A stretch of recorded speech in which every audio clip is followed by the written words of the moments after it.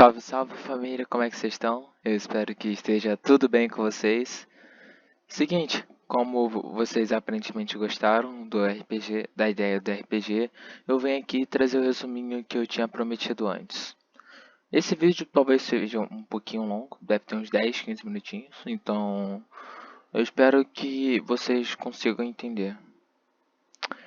Seguinte, o nosso RPG a gente está usando o sistema Call of Cthulhu e a gente utilizou como se fosse uma base, por assim dizer, do RPG do céu.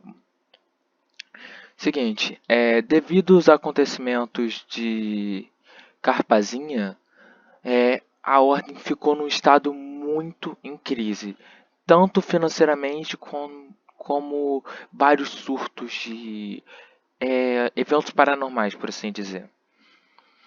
Então a ordem, para conseguir alcançar tudo, ela aceitou, ela se abriu, digamos assim, para ser patrocinada por outras empresas. Tipo, uma empresa chegava lá e chamava ela, pagava ela, claro, e ela resolveu o problema. Por conta disso, em uma cidade chamada Tarauacá, a ordem foi contatada, pois devido a umas coisas que estavam acontecendo na cidade. A cidade de Tarauacá era uma cidade bem conhecida por seus soldados, sabe? Ela era uma cidade bem militar, assim, bem militar, e ela fazia bastante shows com os animais, sabe? Ela era bem conhecida por conta disso. Então, ela era bem visitada, essas coisas assim. Mas chegou umas pessoas assim e do nada, junto com uma névoa, a cidade desapareceu. Dentro do mapa, quantas pessoas? E o Letício Lanches, que é o dono de uma empresa de restaurantes da cidade, ficou um pouco preocupado com a situação da cidade e decidiu contatar a ordem, que chamou alguns agentes, que são os nossos protagonistas, que eu vou falar aqui os nomes deles rapidamente. No nosso Discord, nosso grupo do Discord, tem um hashtag personagens que fala um pouco mais dos personagens.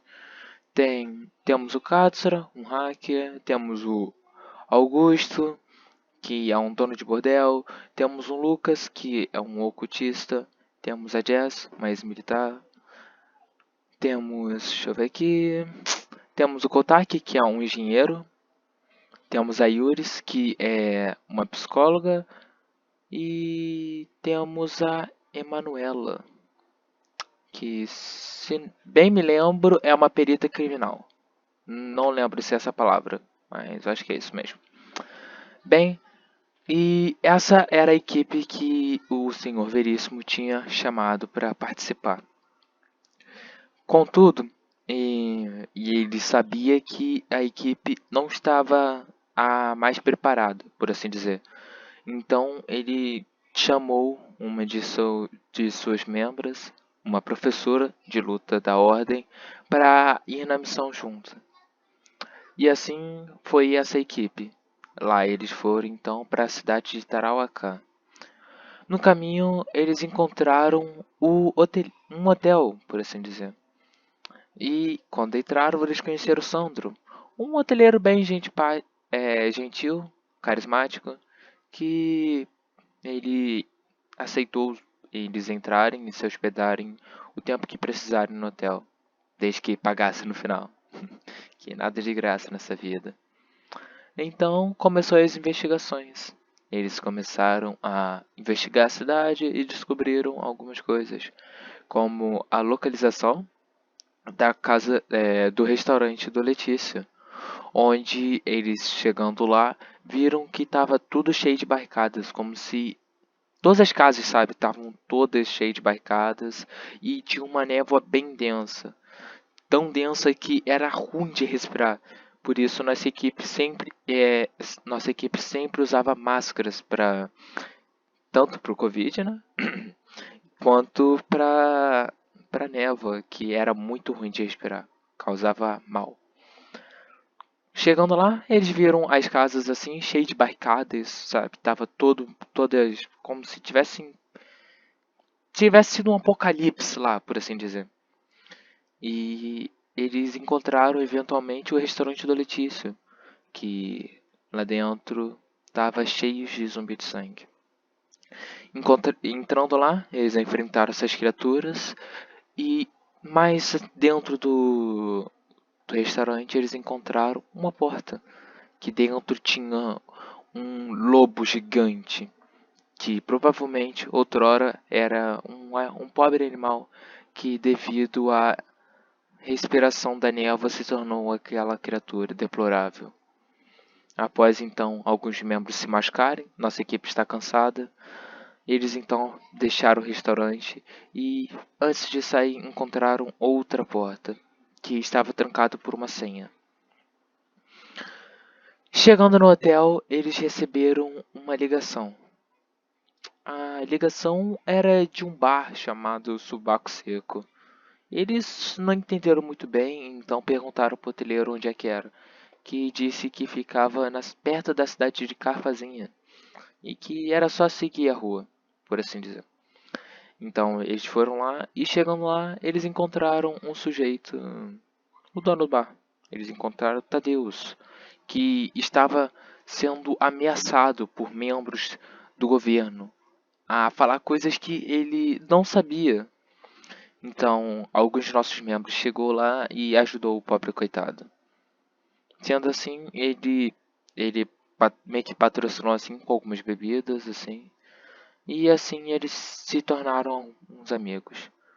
Nessa que eles encontraram o Tadeus, o dono do bar, eles também conheceram Jason Blight e Hayden Barker. Hayden era o sobrinho de Tadeus e seria de grande ajuda para a equipe futuramente.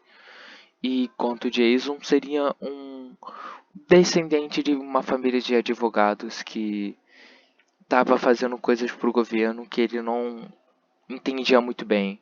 E quando perguntava para os seus pais, eles não respondiam. E que após o sumiço de seu pai, com todo o dinheiro da família, ele decidiu procurar com as próprias mãos o que era. Feito isso, eles voltaram para o restaurante na cidade de Tarauacá e perceberam que bem no chão tinha uma folha que tinha um endereço. Era a casa do Letícia, que ficava na mesma cidade. E eles então, Hayden, ele falou que sabia onde é que era, mais ou menos. Ele foi uma espécie de guia para o grupo, que como estava como uma névoa bem densa, era bem difícil dele se movimentar. Mas ele disse que sabia o caminho de lá. Feito isso, então, eles chegaram na casa do Letício, e lá dentro eles encontraram várias coisas. Eles encontraram uma espécie de escola, por assim dizer, onde eles encontraram vários livros ocultistas. E, bem, eles também encontraram uma falha, por assim dizer, da matriz, onde uma região, onde aparentemente a névoa era mais forte e a membrana que separa o mundo normal do paranormal não existia, possibilitando a passagem entre reinos. Conforme eles entraram, então, eles enfrentaram mais algumas criaturas, zumbis de sangue, se bem me lembro, e encontraram bem no finalzinho, perto de uma sala onde a névoa era tão densa que eles mal conseguiam se ver, uma criatura chamada Davlin, que se auto-intitulava Príncipe do Inferno, também chamado de o Imperador. Eles então enfrentaram a criatura, quase perdendo seus membros. Se não me engano, 2 pessoas ficaram em estado morrendo, algumas pessoas surtaram, e bem, após essa luta que foi de matar, literalmente, eles acharam algumas coisas como livros e algumas anotações de um diário perdido, e depois voltaram para o hotel. Após isso, Raiden Koltaki, que é são dois dos nossos personagens, decidiu fazer um churrasco, porque a nossa equipe estava cansada, fazia tempo que eles não se alimentavam direito. E então eles decidiram parar no posto onde eles compraram as carnes, por assim dizer, os refrigerantes, sucos e uma saladinha, e foram pro bar e fizeram um grande churrasco. Mas no meio do churrasco, eles foram interrompidos devido a uma invasão de uma gangue de membros do governo. Eles usavam uma espécie de traje que utilizava energia paranormal para deixá-los mais fortes.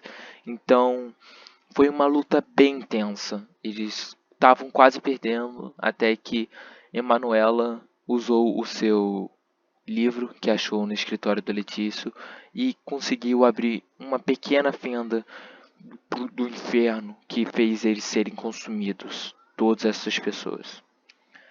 Mas toda magia tem seu preço, né? E com isso, eles foram visitados por alguém que não era muito agradável. Hades, o dono do livro. O livro que Emanuela carregava era de Hades, que não estava feliz com isso. Hades, então, em um momento de raiva, decide usar alguns porcentos do seu poder, estalando os seus dedos. Com isso, ele fala que causou algum problema no mundo, mas que eles não sabiam nesse momento. Tendo isso acontecido, Manuela decidiu devolver o livro por um bem maior e acabou sendo pega por ele, sendo levada para o inferno, junto com seu companheiro Jason, que não acreditando nessa injustiça que acabou de acontecer, tacou a sua preciosa faca na direção de Hades e foi levado junto para o inferno. Com isso, com tudo isso acontecendo, a nossa equipe foi fragmentada. Alguns membros voltaram para São Paulo, onde a sede principal da ordem ficava, enquanto outros ficaram ali mesmo, só treinando, tentando ficar mais fortes. E foi mais ou menos isso que aconteceu na nossa primeira parte. Dando uma ressalva aqui que quando alguns de nossos membros foram para São Paulo, e quando chegaram em São Paulo, eles perceberam que a ordem estava destruída. Parecia que um meteoro tinha caído, mais ou menos assim. Como se em um estalar de dedos, uma grande destruição apareceu lá. E bem, foi assim que acabou a nossa primeira parte. Espero que vocês gostem da ideia. A gente já gravou o episódio dessa semana. Eu só vou terminar de editar e eu já posto aqui também. Peço perdão pelo barulho de moto agora. É meio complicado eu controlar isso. Muito obrigado por isso então.